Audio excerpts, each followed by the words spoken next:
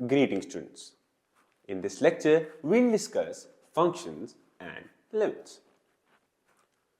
Let us start with the basic introduction of a function. A function is a rule or correspondence relating two sets in such a way that the element in the first set corresponds to one and only one element of the second set. A function f from a set x to y is a rule or correspondence that assigns to each element x in x a unique element y in y. It is just a generic definition that you need to keep in mind. We'll study more about functions later in this chapter.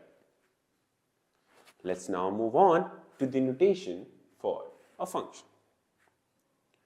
The notation used to represent a function is y equal to f of x, or f is a mapping from x to y.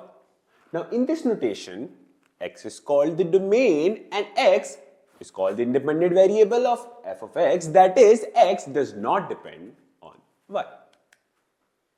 While y is called the range of the function and the variable y is called the dependent variable of the function f of x.